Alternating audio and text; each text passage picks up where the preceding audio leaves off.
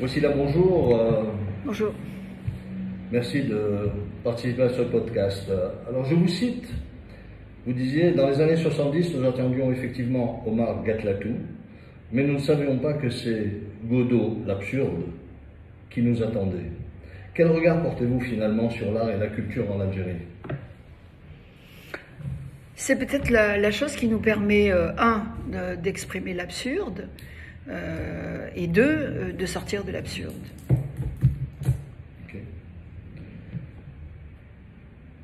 Dites-moi aussi, là, dans quelle perspective s'inscrit votre belle aventure de l'espace des ateliers sauvages? C'est une continuité,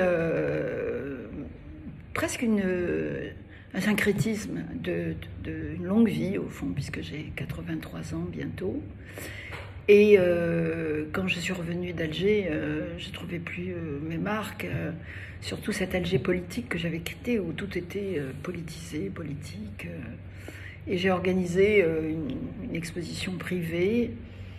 Et la veille de l'exposition, j'ai réalisé que les questions étaient peut-être dans l'art, dans l'expression de cette jeunesse qui sortait à peine de la guerre civile. Okay. Dites-moi, quels enseignements avez-vous retenus de votre riche parcours et de votre engagement pour la place de la femme en Algérie et dans le monde? On pourrait presque dire un bilan négatif, puisqu'il n'y a pas beaucoup de progrès sur la question de la femme en Algérie. Évidemment, ça bouge, mais ça bouge dans les deux sens, c'est-à-dire que ça bouge dans le bon sens, celui qui irait vers une plus grande autonomie, une plus grande expression de l'individu qui est en chacun de nous, hommes et femmes, parce qu'au fond c'est ça le féminisme, et plus que l'égalité, c'est vraiment l'expression de cette individualité que nous avons nous, et il faut l'égalité pour ça d'ailleurs. Et ça, c'est le côté positif, parce que je rencontre de plus en plus de jeunes femmes qui expriment cela, surtout dans le domaine de l'art. Et le côté négatif, c'est qu'il y a une régression globale, massive, même s'il faut se méfier des effets de masse, parce qu'on sait que les masses sont infidèles et qu'elles changent très vite d'opinion. J'ai connu Alger où on fêtait la Mouna, tout le monde fêtait la Mouna pour Pâques. Et aujourd'hui, voilà, vous connaissez l'Algérie d'aujourd'hui. Donc il faut se méfier, donc ça va dans les deux sens. Pour les femmes, pour moi, c'était un combat d'abord personnel. J'étais très engagée personnellement. Et c'est un combat passionnant, parce que c'est aujourd'hui la seule idée politique, parce que le féminisme, c'est de la politique. C'est la seule idée politique qui est vivante en Algérie et qui arrive et qui nous permet de mieux comprendre la société. Le socialisme ne nous permet plus de comprendre la société, ni le capitalisme d'ailleurs, ni le libéralisme. Voilà, c'est des notions étrangères qui sont vraiment étrangères à l'Algérie. Le féminisme, c'est vraiment une notion algérienne qui me permet de comprendre l'Algérie. Justement, ça nous amène à la dernière question.